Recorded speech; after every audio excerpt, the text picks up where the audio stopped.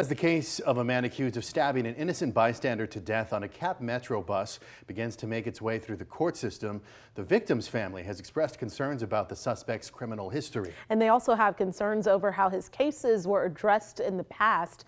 KXAN's Brianna Hollis reports. He was one person who would leave an impression on you. Once you meet him, he would just leave a different impression on you. Ankur Gupta called his brother Akshay a 1 in 1,000 person. If he met you, he was selfless. Austin police say Gupta, a health tech entrepreneur, was stabbed and killed in May while minding his own business on a Cap Metro bus near the intersection of Lamar Boulevard and Barton Springs Road. We soon learned via court records the man accused of killing him, Deepak Kandel, has had several mental health evaluations throughout his time in and out of the Travis County court system since 2016. Additionally, APD told us he's experiencing homelessness. But still, he was left on the streets just to commit a big crime. I don't know what was the prosecutor's approach. Most of Kandel's dismissed cases were misdemeanors, meaning the county attorney's office would handle them versus the district attorney's office. The week of the stabbing, the office told us, quote, all legal efforts were exhausted to protect the community and provide this individual with treatment, pointing to the struggles with availability of state hospital beds. But we really wanted to circle back after speaking at length with Gupta's family. We shared a portion of the interview with the county attorney's office and received the following response. The death of Akshay Gupta is a tragedy mourned by the entire community. We will continue to work tirelessly to see that the state legislature finally meets its obligation to provide fair and adequate mental health services so this never happens again. Our office will also continue to use every legal tool available to keep our community safe. How this happened in the first place, still something Gupta's loved ones are trying to come to terms with. He killed him and he left the scene calmly. Things are very heartbreaking for us. Brianna Hollis, KXAN News. And we have reached out to Kandel's attorneys but have not yet heard back. The next court date is set for August 19th. Going in depth here, a 25-year-old man is in police custody in connection to a deadly drive-by shooting that happened on East Breaker Lane in Austin a little over a week ago. According to an arrest affidavit, Keenan Green is charged in the death of 18-year-old Kamari Thompson. On Saturday, July 19th, Austin police officers responded to East Breaker Lane after a woman called 911 to report she had been shot and another person was dead. When they arrived, officers found the 911 caller and a man later identified as Kamari Thompson with gunshot wounds. According to court documents, police found evidence the suspect had been following the victim since he left his home, which is about 2 miles away from where that shooting happened. Keenan Green is charged with murder and aggravated assault with a deadly weapon in connection to the case.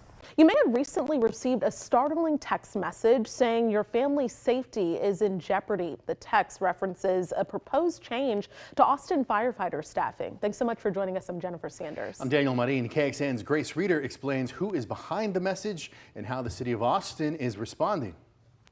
You may have recently gotten this text about Austin firefighter staffing. Austin city manager and fire chief are threatening your family's safety. Take action now, the text reads in part. At the bottom, a note that the ad was paid for by the Austin Firefighters Public Safety Fund. KXAN confirmed that's a political action committee, or PAC, run by the Austin Firefighters Association.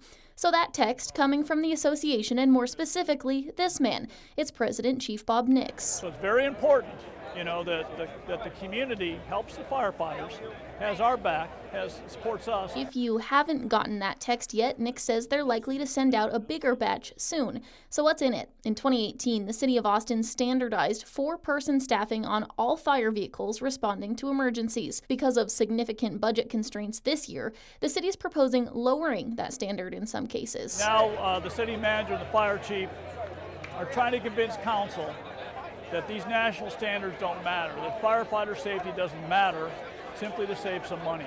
It's outrageous. The city manager and fire chief both reiterating that this change would only be made on some trucks, not ladder trucks or specialized ones.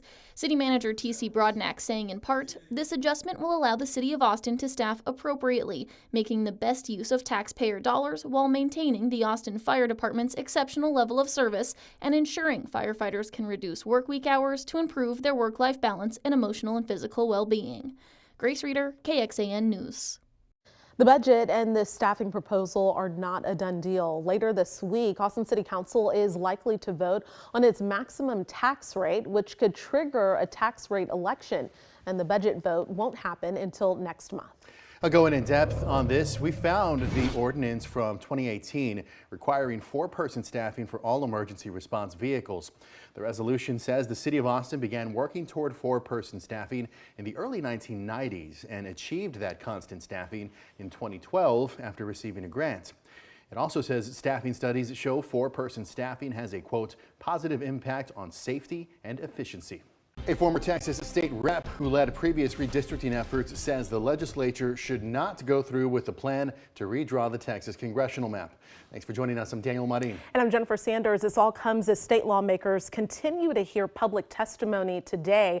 Capitol correspondent Dylan McKim brings us the latest from the Capitol. Former Republican State Representative Bert Solomons is urging current members of the legislature to not redraw congressional maps. Solomons pleading his case in an op-ed in the New York Times, saying, quote, what Mr. Trump wants my former colleagues to do, redistricting now, years ahead of the usual once-per-decade time frame, would erode the public's already flagging trust in government. The legislature should stand up against it. The president should stay out of it, end quote. Solomons chaired a redistricting committee in 2011.